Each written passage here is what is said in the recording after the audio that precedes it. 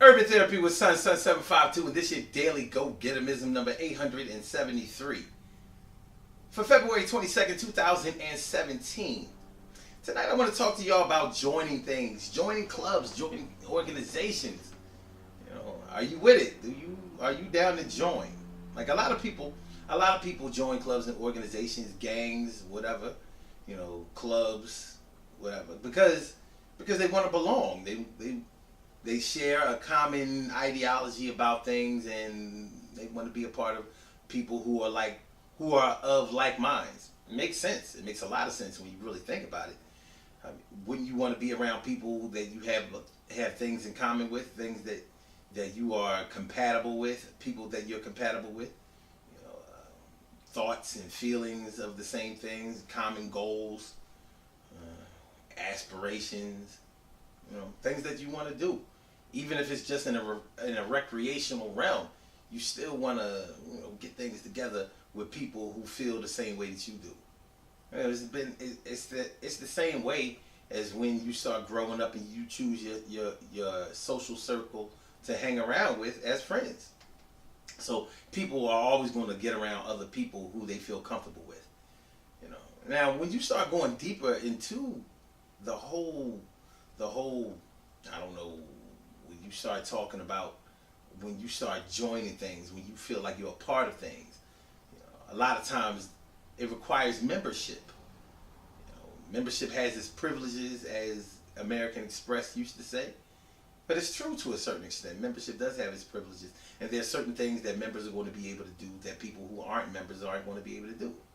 So when you're a member of something, when you are a part of something that is great or good, or something that you have a lot of interest in, you're going to want to be a card carrying member.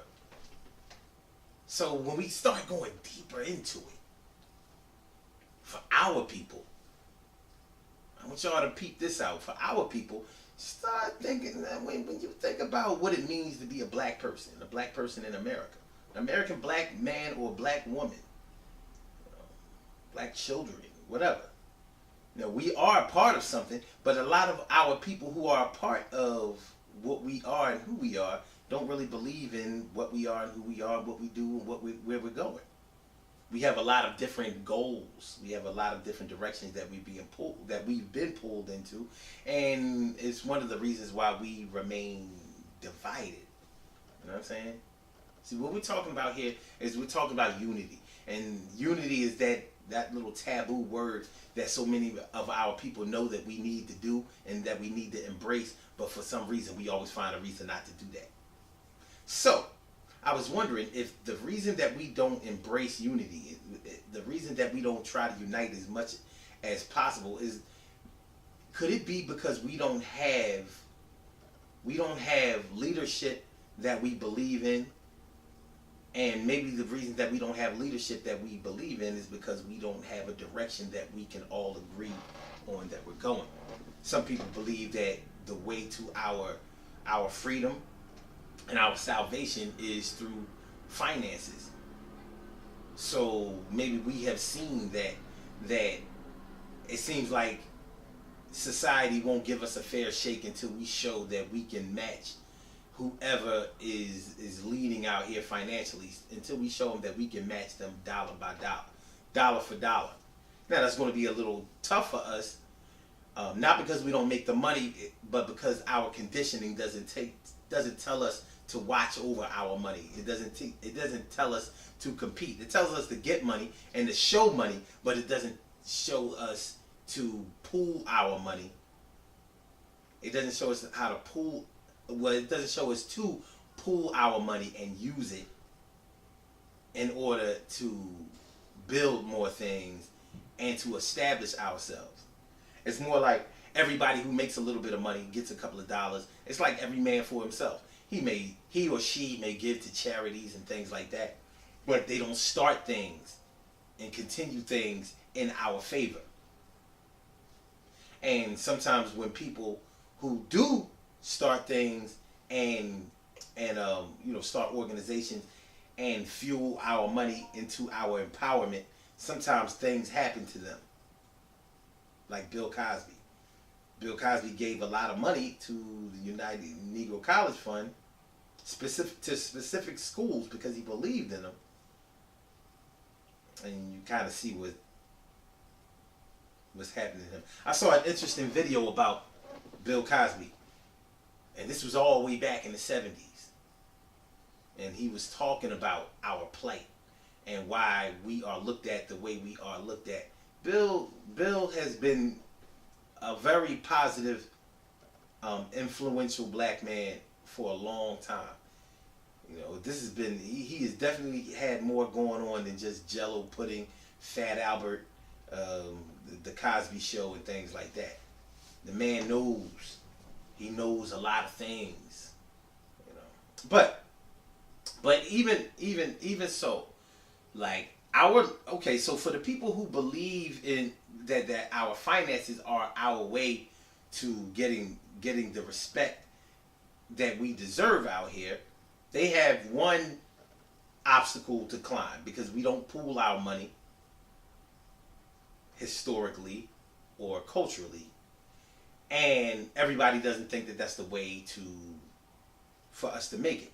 And I can understand why they wouldn't, because we still have this mental slavery thing that money can't fix.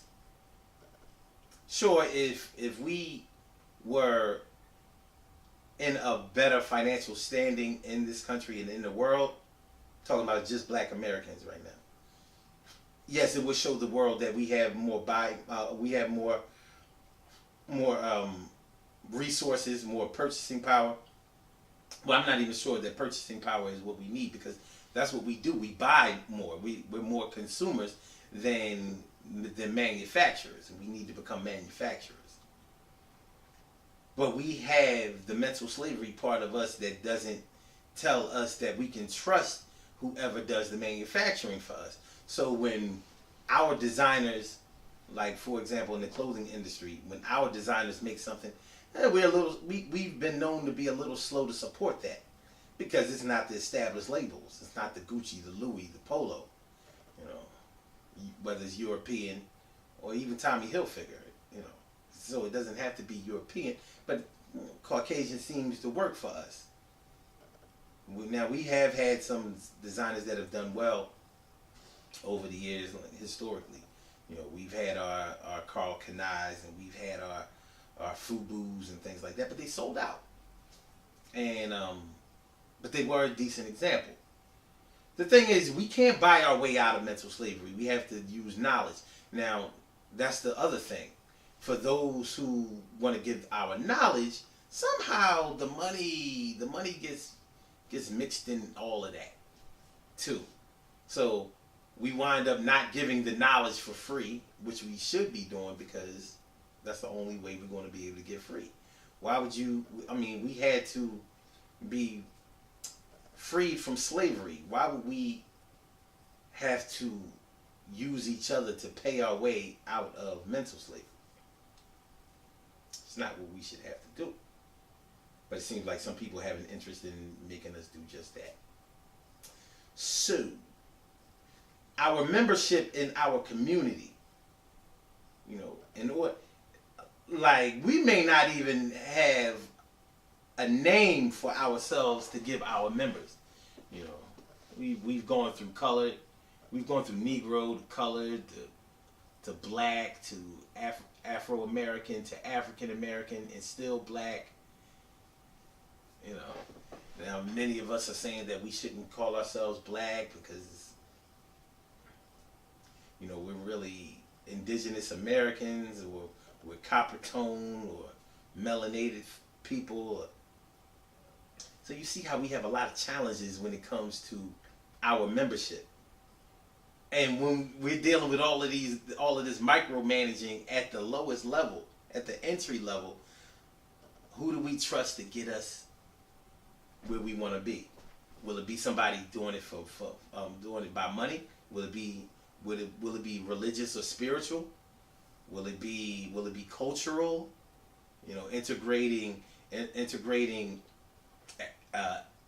Black American and African, and maybe African worldwide. What will it be? You know, will it be academics? will it be education? We have a lot. We have a lot, and I think that the reason that one of the reasons that many of us shy away from the membership with each other, for each other, by each other is because we just don't have a common agenda, and I think that's something that we should work on. So I want y'all to give that some thought. You know, we could go on forever and ever about this, and we about to do the Urban Therapy with Sun show in a few minutes. So I want y'all to sit on that for a minute, think about that, and I will holler at y'all later. Good things happen to those who wait. Great things happen to those who grind, and anything can happen to those who go for theirs. So go hard, go for yours, and remember, when you think about this whole membership into the black community thing, you think about it the same way that you would think about a club or an organization that you were a part of. You know, what do they have? Do they have principles? Do they have goals and aspirations that I can relate to? And am I sure about that? Do I know exactly what I want out of my black experience? And what would they have to do in order to get me to work towards it? Wholeheartedly, vehemently, passionately, and without fail or discouragement. Just want y'all to think about that for a little while. The Urban Therapy with Sun show is tonight. We're talking about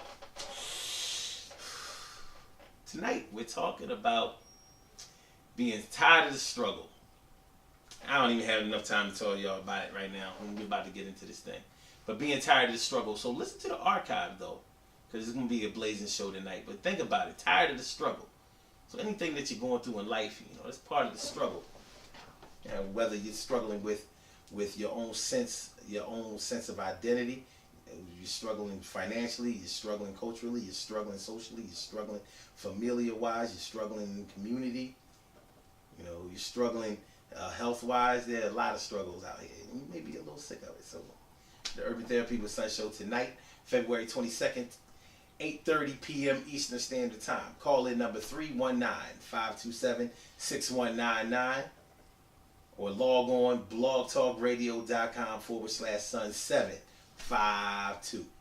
Peace.